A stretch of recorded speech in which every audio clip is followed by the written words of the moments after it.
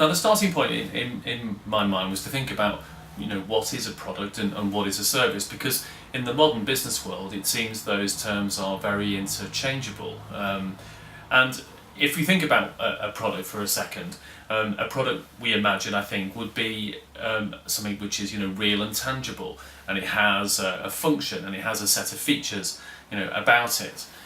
Whereas a service, I think, almost by definition, is intangible. It's about the way that you're going to work with somebody. It's about what you're going to do in the future if you're appointed. One of the big benefits about talking about a product, of course, is that because it's tangible and it has a set of features and benefits, it has specifications which are explain how it's been made or how it will perform or endure from a customer or user's perspective.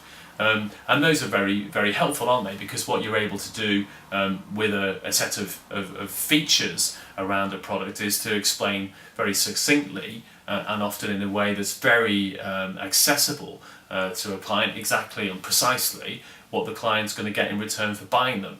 And that's great. And you can then obviously talk to the client about the comparison between what you offer, the products you offer, and other products in terms of how much better yours are in whatever facet that might be.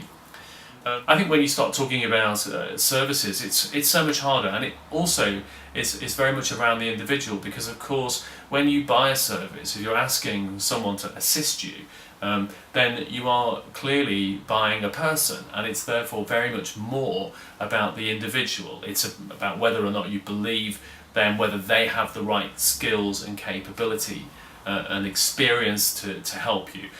But it's also about the reputation of the brand they work for, the company they work for. Does the company have a reputation for delivering, what it says to the standard that it should? Customer. I think actually there's a lot of merit from taking the services that you provide and converting them into products. And how you do that is by packaging those services together. Right. Because I think that services have features too. And if you think about pitching services in terms of features, then actually it becomes much easier to communicate what you or your team or your business does.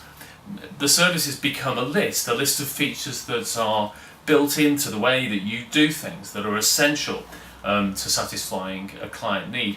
In a way, what the list becomes is a list of facts, truths that underpin what your business is about.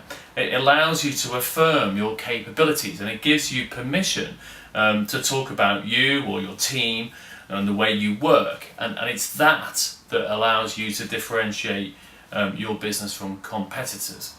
Another interesting comment I received when I asked about pitching related to service was this one, and it reads: everyone knows when they get good service, and more often than not we don't receive the quality of service that we've been promised. Now, this comment, which I think is probably true of life, is at the heart of why it's so hard to present the intangible. If service means helping or doing work for someone, then inevitably pitching services is a promise for the future. It's what you're going to do if and when you are appointed. And of course this is essential in the context of your personal relationship, where you can make a difference, and it's where your track record and the reputation of your business are going to be key to convincing the clients that they're going to receive what you're promising them. So in many ways, it doesn't matter whether you tackle a pitch from a product-led or a service-led perspective.